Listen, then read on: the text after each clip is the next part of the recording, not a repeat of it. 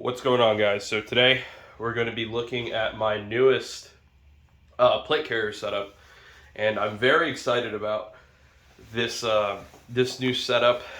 It was pretty conveniently fell into my lap. I pretty much put out a search for a Crye SPC, and a buddy of mine, Viking Reconnaissance, was selling one, and it was pretty easy.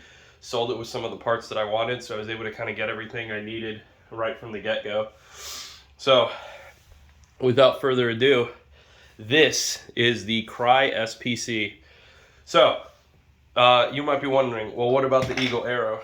And I do like the Aero. It's just, I live in South Florida. I live somewhere very humid.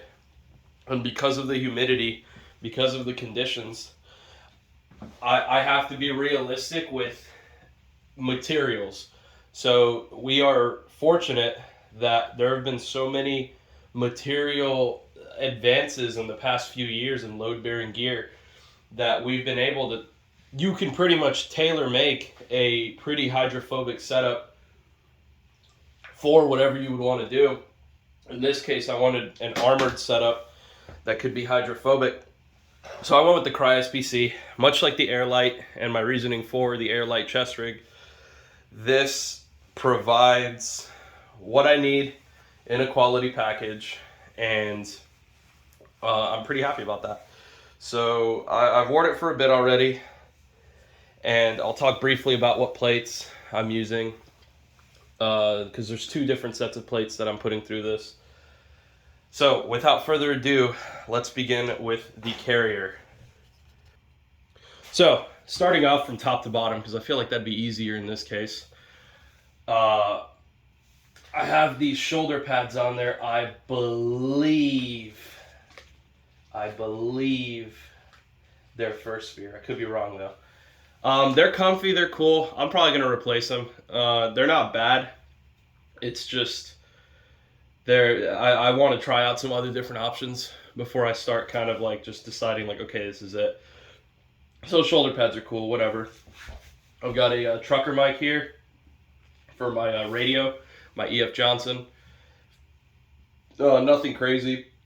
Only thing that's really super important about it is it has a small port. And to not get too deep into the radio stuff, I like having a little outlet where I can put in one of those Secret Service type earpieces. There are times where you don't want muffs over your ear, or you really want your comms to just be routed into one ear, or you don't want to deal with down leads, or for whatever reason conditions are changing, and I like to have a way that I can still have commo that isn't just advertised out to everyone, just kind of funneled to my ear. But if I do not care that it's advertised to everyone, I can just pull it out and then just run it loud. So next to it is a Juggernaut case EUD holder. Pretty self-explanatory if you know what this is and you know what it is. Used for ATAC, stuff like that, command and control. It really is just a way to have command and control on a phone, you know, obviously air gapped and everything. But it's a way to kind of do battle tracking and stuff like that for me, or at least that's how I use it. So, front flap. One thing that I don't like about the SPC is that for whatever reason, Crye does not want, like they want to just keep it to their flaps for what you can use. And what sucks about that is there's a lot of other companies that make really good placards. And so I like a lot of the Crye flap offerings. In this case, it's a triple flap mag pouch. I'm a big fan. I like covered magazine pouches in certain scenarios, especially if I know I'm going to be prone a lot or I'm going to be, you know, dragging ass through the dirt and mud and stuff. I like something that covers my magazines. So I went with this for now. This is more of a training setup. I have a separate leadership setup that'll show up in a bit. And if you notice, what I like about the placard system is that I can keep my loadouts pretty consistent between my chest rig loadouts when I'm in the field doing training where I don't want to wear armor, and then I can just take that same placard, move it to this carrier, and then I have a leadership setup with the carrier. So I'll get into that more in a bit. So I'm using the regular structural cummerbund. I think it's an excellent cummerbund. It's a big selling point for the Crye Airlite SPC plate carrier. And just on my dominant side, I have an Eagle Industries smoke grenade pouch with a smoke grenade. In my opinion, a lot of because I'm taking it more upon myself to be a small unit leader instead of just another rifleman. There's an importance in not just using smoke for obscurity, but using smoke for signal. And so I like having smoke handy. Right behind that, on the inside of the cummerbund, I have the Winkler pick that I've had on the Aero. I just moved it to this. This is my current setup. And self-defense, making loopholes in concrete and whatnot. Sky's the limit. If I can get it in there. There it is. So I'm keeping that side pretty slick. With plate carriers, I do like to give some sort of accommodation to wearing a belt and my holster being on that side because I'm a right-handed shooter. I want to keep it as clear as possible for at least a holster. So we went over the flap. Moving down, I've got the same Ferro Concepts Dangler I've had for a minute. Right now, this is my GP. That's subject to change, but you've probably seen a lot of this stuff before. So let's take a look. Like I said, guys, nothing super crazy in here. So from left to right, just some electrical tape. You can never have enough tape for whatever reason. An electric chem light. So I guess it's not a chem light. This one's just a red one. Use it for signaling, marking CCPs, marking entrances to doors. I probably wouldn't use a red one, just based off of internal SOPs. That's, it's already been designated for particular things. I have this pre-made buzzsaw, again, for signaling. It's regular chem light. I need to replace this one. I need to get another one in a wrapper and just keep it in there. But, chem lights for signaling, for marking. This is a microfiber bag with batteries in it. All it has is batteries in it. I don't feel like taking it apart. I keep it hooked together with a Ranger band. That way, in case I need a Ranger band, I got one there. And then the microfiber bag just to clean glasses, lenses, optics, etc. A small notebook. This is one from Essie. It's a Right in the Rain, but it's very small. This wouldn't be my primary notebook. This is just something that it's got a couple of references in the back, mostly land navigation stuff. This might end up being like a little notepad to just work on while I'm on top of a map or something. It isn't really something that I would use to take copious notes or like put out salutes and stuff. But if in a pinch I can, and I just keep a little IKEA pencil, Ranger banded in there.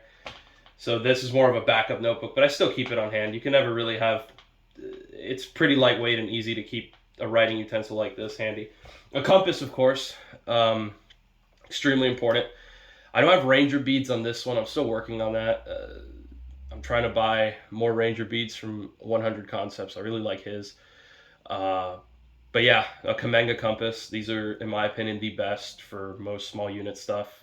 This is a tritium one, so I think it's the 3H. Yeah, it's a 3H version. Big fan. This is the one I used in the Army, so it's got a crack in it, but it doesn't affect function.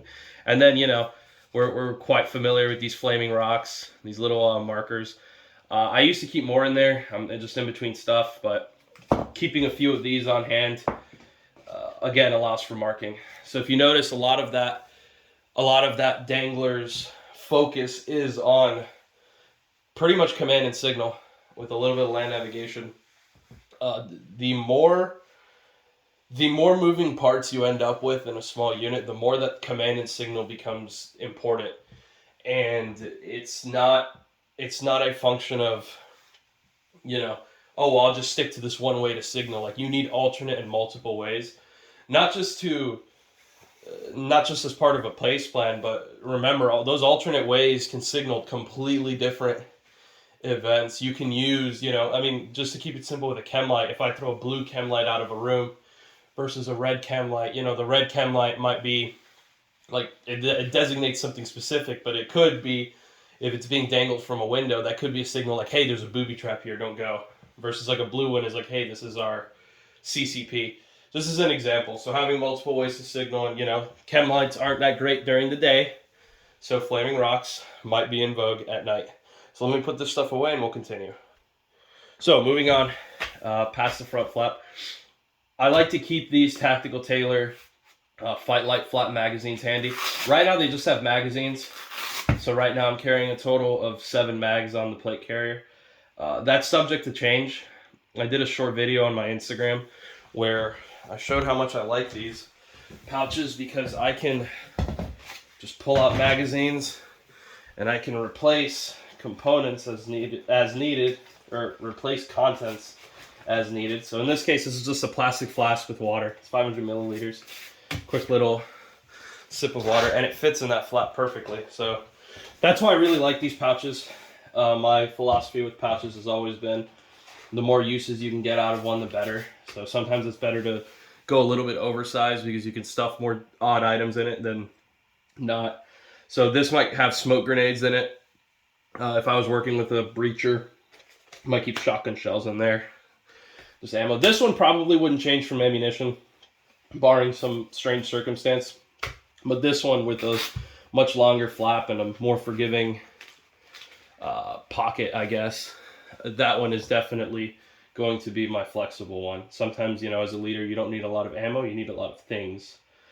So, I think this is the universal magazine pouch, and this is the actual Fight Light double magazine pouch. So universal can carry 3. That's kind of the big difference. But it's neither here nor there. And then finally, in this old Blue Force Gear Helium Whisper radio pouch, I have my radio. I have nothing on the back right now. I like to keep my back slick. I use this with the Mystery Ranch. I use this with other rucks and stuff like that. The more slick I can keep the back, the easier it is to just keep my sustainment on me. And I'd rather just carry something like the Mayflower 48 hour and just throw that on and have access to it than have it zipped on. That's not to say that I wouldn't use a zip-on option in the future, but that's just how it is right now. So let me talk briefly about the plates. So these are the 2 plates that I use in this carrier. They're completely different sizes. I'd like to be more consistent. Unfortunately, body armor is pretty expensive, and it is what it is. So the one on the left is the full-time plate. This is what's staying in there 99% of the time. These are 10K CR3200s. They're level 3+. I know 3+ isn't a real NIJ rating, but these are trustworthy plates. AT Armor rebrands them for their own internal branding, just if you want to see it from a big reseller. But they are excellent plates for the weight. I think it's 4.8 pounds a plate. You just suffer from thickness, but they're polyurea coated, which I'm a big fan of, just because it's not going to soak in water. Just because it doesn't. It's coated. It's not coated like with truck bed liner, like other steel offerings, or I guess it could be, but it's a ceramic plate. So 3+, it's pretty light. It's just thick. So if you're trying to do concealment, not perfect. And then I have these old ProTech ultra high molecular weave polyethylene plates. People call them whoopies, call them whatever you want. These are more polymer and ceramic based instead of just the main ceramic base of the other one. Yeah, they're fabric lined, but these are extremely light. So why have a plate like this?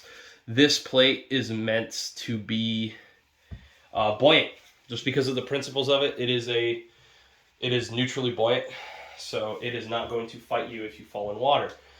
Like I said earlier, the reason why I went with a Crye SPC is because I'm exposed to a lot of, not just humidity, but a lot of water in South Florida. I mean, Florida's a peninsula, but even going on a much smaller scale than that, my county is covered in canals, it's covered in lakes, the ocean borders a significant part of it. There are swamps in the Everglades, etc.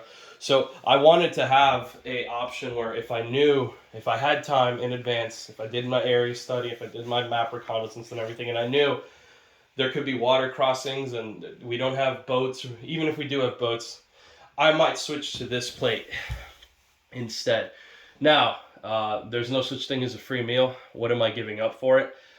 These plates do not stop M855. They don't stop steel cord projectiles. They're great against lead, against softer stuff, but once you start going into things with the steel core, they zing right through it. So, you know, that is the price you pay for having a better time in the water. So, you know, it's a give or take. Even if I'm going to be around water, there's a chance that I might not grab these, but, you know, I like having the option, and I have the plates, so why not? Finally, we're going to briefly look at another placard that I use. So I mentioned earlier that the Crye SPC doesn't like to play nice with placards. They don't have swift clips on it. The Velcro footprint is somewhat proprietary. The attachment method is pretty proprietary to Crye, which is fine. You know, they cornered that part of their market. That's okay. But these AXL Advanced adapters, it's a pretty simple little thing just made out of Tegrus, Velcro, some elastic. I can just quickly put this, I can replace my EUD, I can put this in there. I could even put my EUD on top if I wanted to. So I have done that before. But I can pop this bad boy in, and it now allows me to use most industry standard placards. In this case, you guys might be familiar with this one. This is the Spirit Systems Mark V. I'm a big fan of it, and this is my leader's placard. So, you know, 3 magazines, nothing's changed there. 2 chem lights in their wrapper, as they're supposed to be. A tourniquet for easy access. But what's most important is my admin pouch there, my little leader's pouch. So in here I have, you might recognize this, I have the ultralight signal panel. I have, this is the Solarium Core Range R card. I was with the Solarium Core guys at Tusk, and they pretty soon thereafter they came out with this. It's a handy little rangefinder. I highly recommend it. It's pretty cool. You pretty much just hold this cord in your mouth. You hold the card taut, and then you use these little sub tensions. You put whatever you're trying to range based off of the scale next to it. It's pretty intuitive. I don't think it needs instructions other than how to put the 550 cord and how long it's supposed to be. But it's pretty handy, and I like it. It is lightweight and simple enough to just throw in an admin pouch, so I have no issues keeping it in there. And for building range cards, for salute reports, that sort of thing, or even just for controlling fires, you know, if you can get a quick dirty range on, you know, a man-sized target or a vehicle, you know, you can control fires through machine gunners, no problem. So some patches are in there. I keep this little Ziploc with a Ranger band on it. It's just got batteries, a lighter, and a magic marker. Nothing crazy. Of course, I'm going to have some sort of compass on this. You guys have seen this before. It's just I think it's a Brunton, just compass, just for quick reference. And a whistle. Some drip drop, because of course, purified water doesn't taste great, and it doesn't have electrolytes in it, so you need to add those 2 to it. And then to make purified water, you know, water tabs. And then for emergencies, to clear out stuck cases and debris in the chamber, a paint can opener. And you guys have seen this before. It's just a leader's placard, and like I said earlier, I'm trying to give more of a focus to being a small unit leader for my organization as opposed to just another rifleman. So this placard lives on there quite a bit. But for right now, I've just been trying out the Crye offering because why not? Anyways, guys, if you have any questions, comments, or concerns, feel free to leave them down below. Stay tuned for the next video.